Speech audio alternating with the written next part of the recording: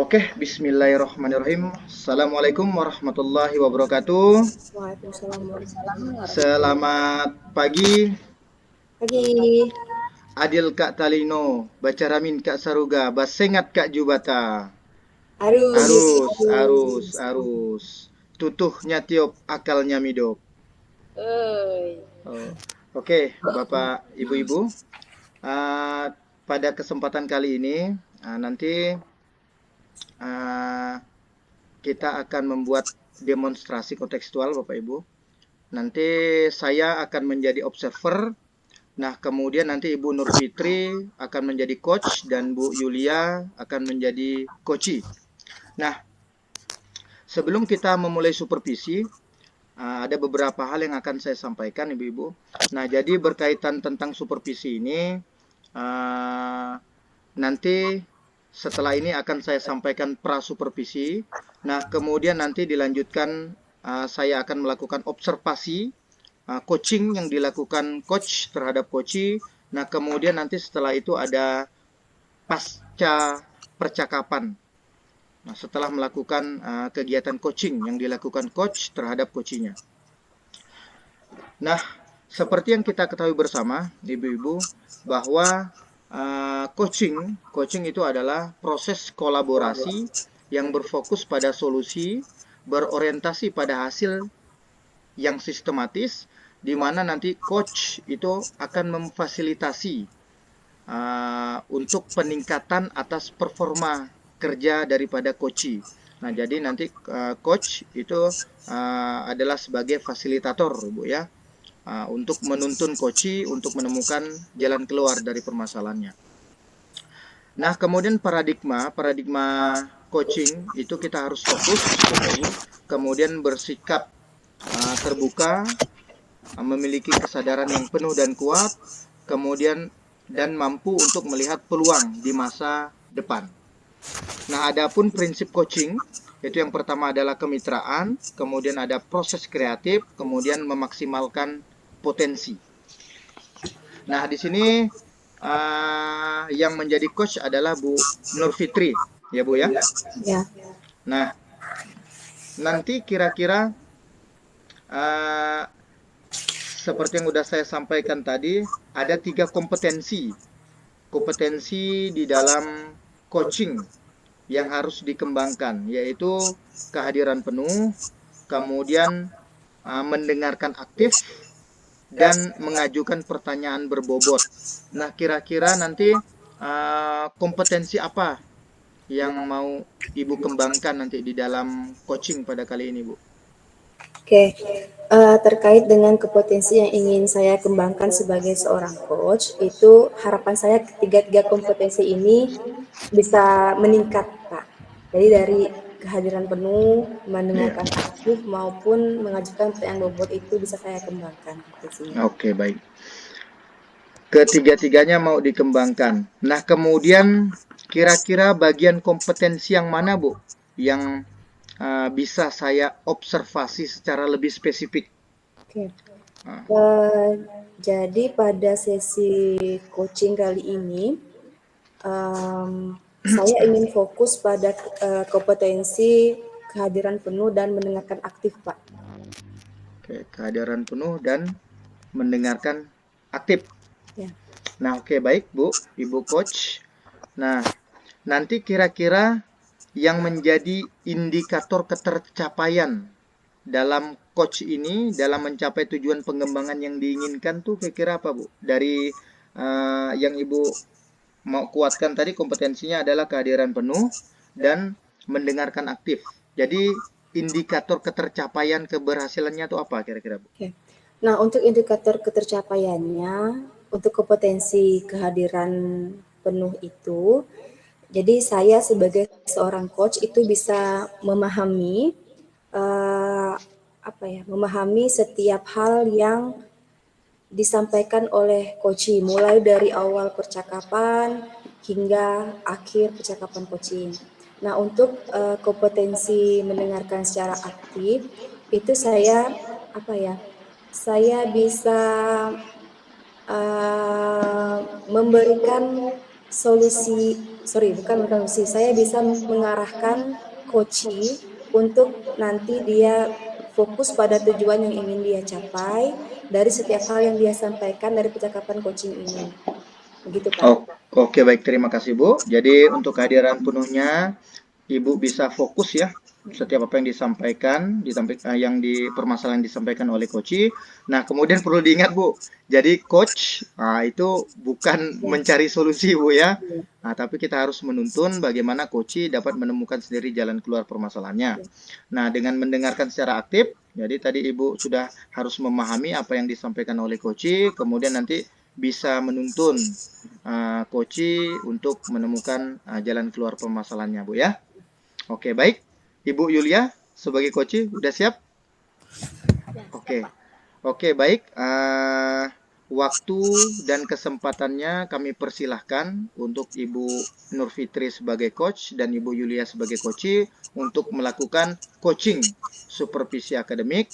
Nanti akan saya observasi, saya catat ya, saya dengar, saya catat apa yang menjadi indikator-indikator yang kompetensi yang ingin dikuatkan oleh coach. Oke, baik. Ibu-ibu, waktu dan kesempatannya saya persilahkan kurang lebih 20 menit dari sekarang. Silakan, Bu. Ya. Selamat siang, Ibu Yulia. Selamat siang, Ibu Fitri. Bagaimana kabarnya hari ini? Puji Tuhan, sehat. Sehat. Suaranya kurang kedengaran ya, Bu ya? Kurang kedengaran ya? Enggak. Iya, kurang Agak kedengaran. terlalu jauh ya? Sebentar. Oke. Nah, kita santai ya, Bu ya. Ya, Jadi percakapan coaching ini harapannya hanya menjadi rahasia di antara kita dan Bapak sebagai observer, Pak. Yang nanti harapannya coach bisa menuntun coachee Ibu Yulia untuk apa ya, menemukan dari tujuan yang udah Ibu tetapkan di awal. Baik Ibu, pada kesempatan kali ini apa kiranya yang ingin Ibu ceritakan? ya, baik Bu. Pada kesempatan kali ini, saya ingin berbagi cerita tentang permasalahan yang terjadi di sekolah saya, terutama terhadap murid-murid saya di sekolah. Nah, di sini fokus yang ingin saya sampaikan adalah saya melihat di sekolah saya itu ada ya termasuk lumayan banyak anak yang termasuk berperilaku negatif gitu. Jadi di sini maksudnya saya katakan berperilaku negatif karena memang anak-anaknya itu menurut saya tingkah lakunya itu nakalnya itu agak berlebihan, ya kan? Yang pertama di sini saya melihat anak-anak tersebut ya suka membuli. Misalnya contohnya yang paling sering jadi permasalahan di sekolah adalah ketika mereka mengolok-olok nama orang tua, gitu ya, mengolok-olok nama orang tua, dan itu kemudian nanti terjadi sampai anak itu menangis dan akhirnya merasa tertekan, gitu, malu dan lain sebagainya. Kemudian saya melihat juga anak-anak tersebut mempunyai emosional yang tinggi. Contohnya saya melihat di sini yaitu sering memukul kawannya, misalnya memukul kepala gitu ya, kayak seolah-olah itu bercanda menurut mereka, tapi itu kan sebenarnya memang tingkah yang menurut saya memang luar biasa nakal ya. Apalagi pukulannya itu lumayan keras gitu. Sehingga anak-anak tersebut kadang-kadang nangis, kemudian menjepret lagi pakai dasi misalnya segala macam, kemudian suka ngambil barang-barang kawannya gitu ya sampai kawan-kawannya nangis. Kemudian banyak lagi tingkah yang lain, misalnya suka jadi provokator, kemudian suka berkelahi, bicaranya kasar.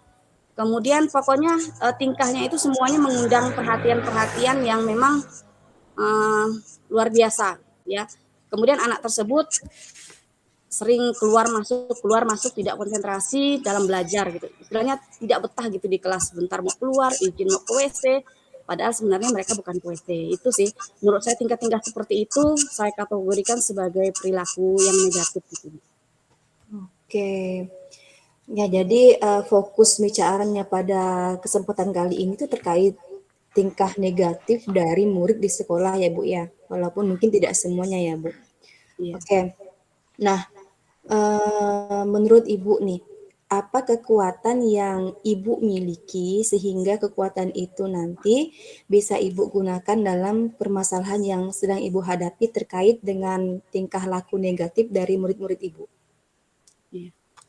Baik Bu, tadi saya juga lupa menyampaikan di sini, maksud saya memang tidak semua anak ya, tidak semua anak yang, nakal, Mhm. tapi di sini saya fokus untuk, kelas 7B khususnya karena di situ dominan hampir separuh siswanya itu mempunyai tingkah laku yang, negatif gitu Bu. Nah di sini, saya merasa saya punya kekuatan, yang saya rasa saya cukuplah ya membantu saya. Yang pertama, saya memiliki kepribadian yang cukup tegas, yang mungkin, bahasa kasarnya mungkin garang ya, seperti itu. Dan itu cukup ya menjadi bukan menakutkan ya, tapi artinya, mereka melihat kita itu ya agak ada segannya begitu ya, seperti itu. Kemudian, selain itu saya juga memiliki rasa empati yang tinggi, kemudian, jiwa penyayang dan saya rasa saya bisa mengayomi anak-anak gitu ya. Dan selama saya menjadi kesiswaan, nah ini juga menjadi kekuatan saya karena saya sepenuhnya, memiliki tanggung jawab dalam membina anak-anak tersebut, kemudian mengembangkan mereka baik secara, eee, prestasi akademiknya maupun, prestasi non akademiknya. Jadi saya merasa tertantanglah dalam hal ini, ingin mengatasi anak-anak yang memang punya masalah-masalah gitu, seperti itu. Oke. Nah, Ibu memiliki kepribadian yang luar biasa nih, Bu, ya. Jadi kekuatan yang Ibu miliki, Ibu seorang guru yang tegas, kemudian memiliki rasa empati, dan yang paling utama nih, selalu berhubungan dengan siswa, Ibu adalah seorang wakil kesiswaan. Oke. Iya. Nah, dari kekuatan tadi Ibu, untuk menyelesaikan suatu permasalahannya, saya rasa tetap ada kendala ya Bu ya, yang akan kita hadapi. Nah, menurut Ibu, hambatan atau gangguan yang mungkin bisa sedikit menghalangi dari, eee, Ibu ingin menyelesaikan permasalahan yang tadi, itu kira-kira apa Bu? Ya, pasti selalu ada ya Bu ya namanya hambatan itu dalam keinginan kita untuk mengatasi suatu masalah. Nah di sini saya melihat, yang paling membuat saya merasa, sulit itu dari, perilaku anak itu sendiri, maksudnya dari latar belakang anak itu sendiri. Yang pertama adalah dari faktor keluarga. Jadi saya melihat anak itu dari pertama sekolah, itu mereka memang sudah memiliki attitude yang kurang, begitu ya. Karena saya melihat di sini setelah saya bincang-bincang dengan wali kelasnya, kemudian saya juga tanya-tanya temannya atau lain sebagainya, itu mereka adalah orang-orang yang memang kurang kasih sayang gitu. Kurang kasihan dalam artian gini, orang tuanya ini sibuk ya dengan pekerjaannya, apalagi di daerah kita ini kan banyak yang petani, pagi-pagi bahkan subuh-subuh mereka harus bekerja sehingga anak-anaknya itu harus berangkat sekolah apa adanya, kemudian mungkin belum sarapan dan lain sebagainya, masalah ekonomi. Kemudian apalagi saya lihat lagi ada yang paling berat itu adalah broken home tadi itu ya, yang dari keluarga yang memang, eee, punya masalah gitu ya. Dan selain itu pergaulan anak-anak sekarang itu juga pemicunya, sehingga anak-anak ini boleh dikatakan liar dan sulit dibentuk seperti itu. Belum lagi memang dari faktor individunya anak tersebut memang secara intelektualnya mereka, eee, apa, ya agak berbedalah dari yang lain seperti itu, Bu. Oke. Jadi hambatannya lumayan banyak nih ya Bu ya? Iya. Terkait perilaku anak yang memiliki attitude kurang, mungkin karena dia kurang kasih sayang, kemudian ada juga beberapa anak yang broken home tadi Ibu sampaikan, dan pergaulannya juga, circle-nya juga negatif kan. Oke. Nah, dari banyaknya hambatan-hambatan yang mungkin akan Ibu hadapi, nah saya rasa Ibu udah punya rencana nih. Nah, apa rencana Ibu untuk menyelesaikan permasalahan ini, Bu? Iya. Oke, baik. Jadi kalau rencana, saya coba gambarkan dulu mungkin hal-hal yang sudah pernah saya lakukan di sekolah ya. Ya Ya. mungkin memang hari-harinya seperti itulah yang saya hadapi. Yang pertama itu saya melakukan pendekatan khusus terhadap murid yang memang mempunyai perilaku negatif. Biasanya di sini saya berikan nasihat, kemudian motivasi, ya kemudian selain itu saya juga memberikan teguran atau peringatan yang memang karena sudah melanggar peraturan yang ada di sekolah. Kemudian saya juga menerapkan konsekuensi. Nah, di sini konsekuensinya kan sudah dibuat kesepakatan kelas, kemudian peraturan-peraturan juga. Jadi ketika mereka melakukan kesalahan, itu mereka sudah mengetahui apa yang mereka harus perbuat gitu untuk merubah atau mempertanggungjawabkan perbuatan mereka. Kemudian yang lebih akan saya tingkatkan sini dalam rencana saya yaitu melakukan kerjasama atau pendekatan terhadap orang tuanya dulu. Ya karena selama ini orang tuanya ini memang agak-agak sulit kita ya berkomunikasi dengan orang tua. Jadi untuk kali ini saya ingin lebih ibaratnya melakukan pendekatan secara intensif dengan anak dan orang tuanya. Kemudian rencana yang berikutnya itu saya akan mengajak guru BK dan guru agama itu untuk menangani anak ini secara lebih intensif seperti itu. Oke. Demikian Bu. Oke. Jadi udah ada beberapa list rencana ya Bu ya. Ya. Nah, dari beberapa rencana tadi kira-kira nih strategi apa yang akan Ibu terapkan? Ya, baik Bu. Jadi sebagai guru tentunya kita punya atasan ya Bu. Nah, di sini dalam melakukan hal apapun selalu berkoordinasi dengan kepala sekolah mengenai langkah yang tepat dalam menangani kasus murid yang berperilaku negatif tersebut.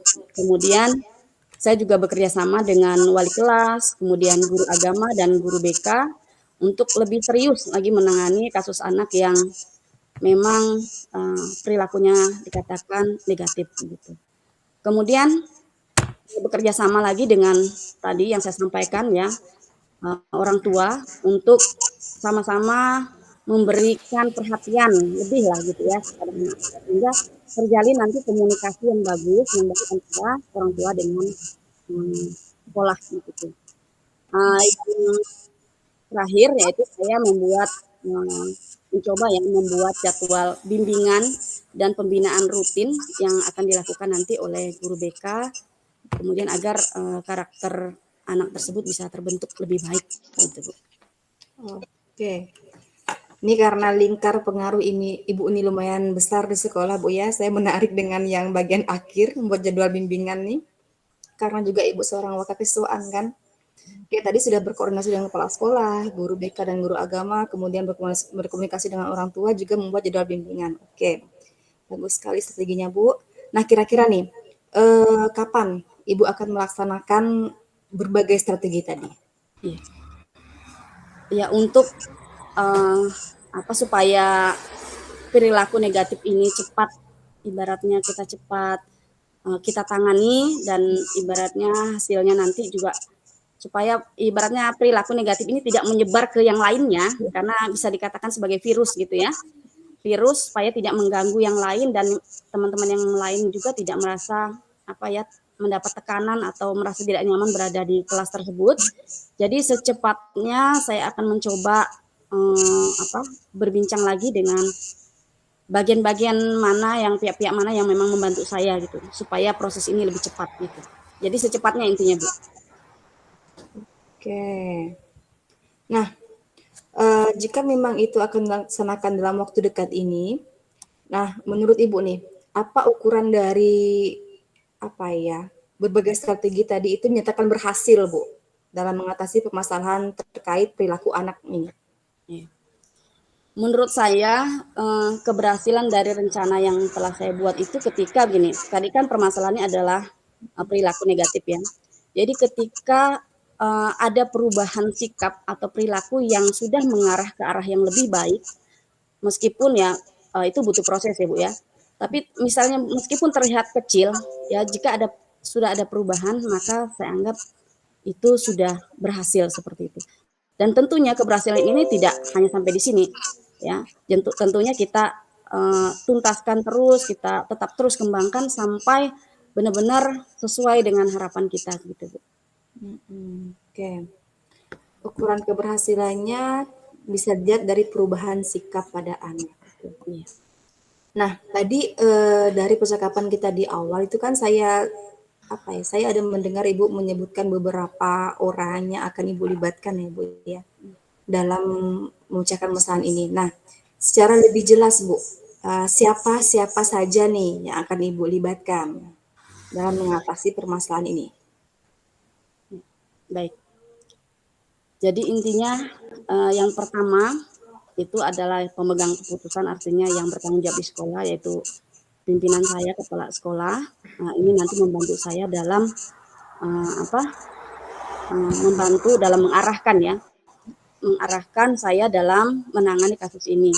Kemudian saya juga berkolaborasi dengan wali kelas, ya, selaku orang yang paling dekat dengan anak-anak di kelas. Kemudian guru agama. Nah, di sini guru agamanya terutama memberikan bagian rohaninya ya Bu ya, supaya mereka itu bisa agak ya sedikit terbuka lah hatinya begitu, sepertinya supaya ada perubahan baik begitu. Kemudian yang paling penting, yang paling saya tekankan di sini adalah guru BK, bimbingan konseling, secara lebih intensif lagi gitu. Mungkin selama ini saya hanya ibaratnya ada kasus, tangani selesai begitu ya. Jadi saya akan mencoba membuat kolaborasi ya tadi dengan salah satunya membuat jadwal. Jadi yang saya libatkan di sini adalah wali kelas, guru agama, guru BK, dan tentunya semua rekan-rekan yang ada di sekolah itu pastinya sangat membantu saya. Oke, baik Bu. Nah, kesimpulannya nih semua rekan di sekolah akan terlibat Bu ya, tapi tidak lupa kita selalu berkoordinasi dengan kepala sekolah seperti yang Bu sampaikan tadi. Oke. Nah, yang terakhir Bu, apa nih komitmen dari Ibu terhadap rencana dalam mengatasi permasalahan perilaku negatif pada anak nih? Jadi apa nih komitmen Ibu? Ya, baik. Di sini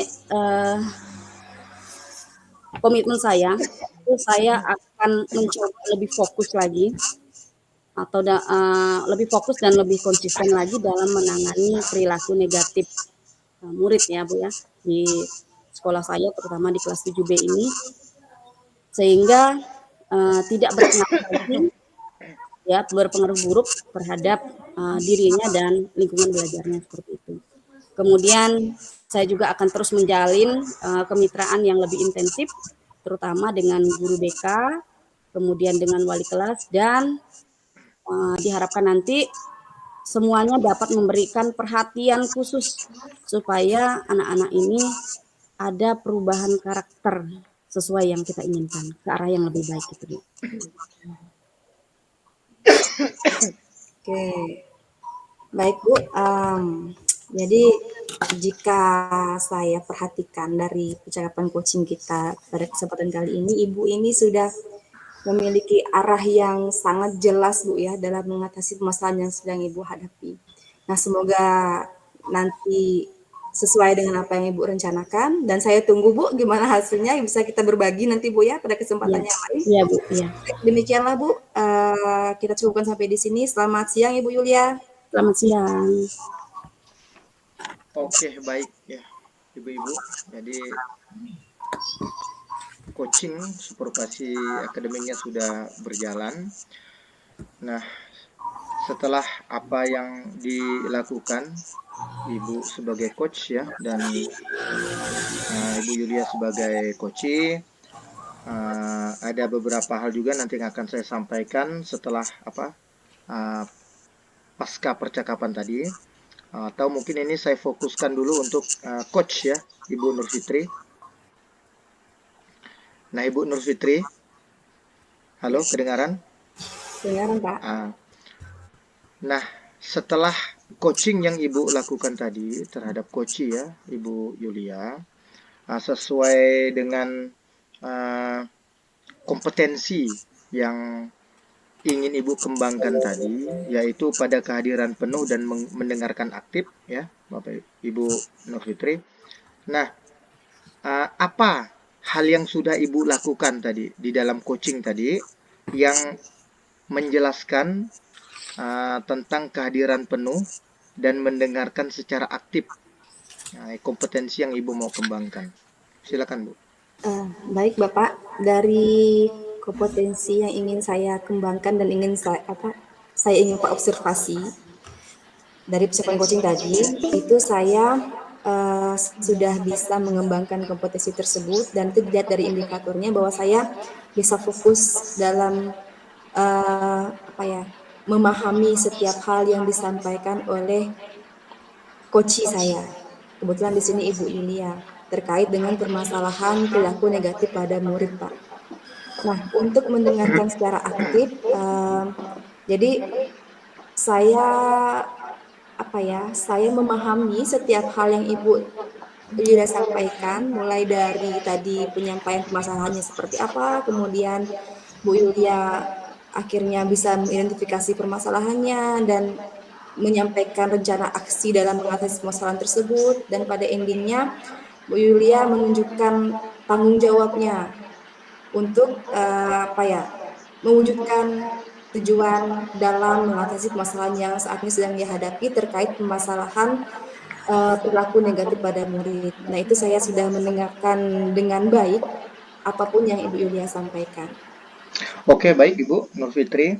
Nah, jadi catatan yang saya dapatkan dari pada saat melakukan sesi coaching tadi Ibu. Jadi pada kehadiran penuh dan mendengarkan secara aktif, ya itu Ibu sudah memenuhi ya. Jadi udah memahami dari setiap hal permasalahan yang disampaikan oleh Bu Yulia. Kemudian dapat menuntun Bu Yulia sampai tadi untuk menguatkan jalan keluar penyelesaian yang harus dilakukan oleh Bu Yulia. Nah, selain itu juga, jadi alurnya tadi sudah baik Bapak Bu Nur Fitri ya.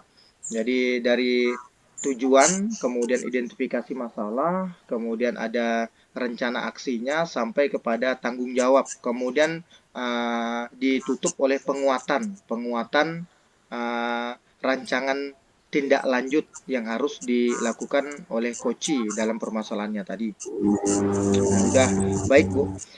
Nah,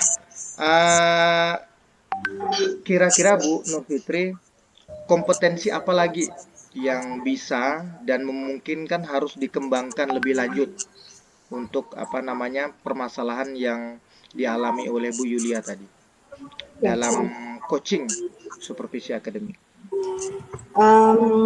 Jadi saya ini Pak dalam percakapan coaching ini, baik dengan Ibu Yulia atau nanti ketika diterapkan di kesempatan yang lain, nah saya itu masih ingin mengembangkan kompetensi untuk mengajukan pertanyaan bobot Pak, karena memang saya rasa kompetensi itu masih kurang. Nah itu sih Pak yang masih ingin saya kembangkan. Oke, baik. Nah, jadi tinggal satu kompetensi Bu ya, yaitu kompetensi untuk mengajukan pertanyaan berbobot. Nah, jadi sepertinya secara tidak langsung tadi sudah saya amati. Jadi sebenarnya secara tersirat juga Ibu Nur Fitri sudah menyampaikan beberapa pertanyaan berbobot, ya kan? Nah, buktinya tadi Ibu Yulia sudah dapat menemukan, ya kan, menemukan potensi dirinya sampai menemukan jalan keluar yang harus dilakukan untuk penyelesaian masalah. Nah, tadi sudah baik juga, seorang coach memang harusnya seperti itu, Bu. Jadi sampai menuntun, menemukan jalan keluar, kemudian terakhir memang harus kita kuatkan, menguatkan tindak lanjut atau penyelesaian masalah di masa mendatang. Jadi kita sampai pencapaian masa mendatang seperti itu. Jadi hal-hal yang harus dilakukan. Nah, kemudian kita kuatkan. Nah, sehingga coach dapat melaksanakan jalan penyelesaian masalah dalam masalah yang dihadapinya. Oke, baik Bu. Mungkin sekian dulu observasi yang dapat saya lakukan. Mohon maaf atas segala kekurangannya. Saya tutup. Wassalamualaikum warahmatullahi wabarakatuh. Selamat pagi, salam sejahtera untuk kita semua. Pagi. Nanti kalau itu coaching tuh observer ditutup itunya apa? Sound mikrofonnya tuh biar nggak masuk suara lain.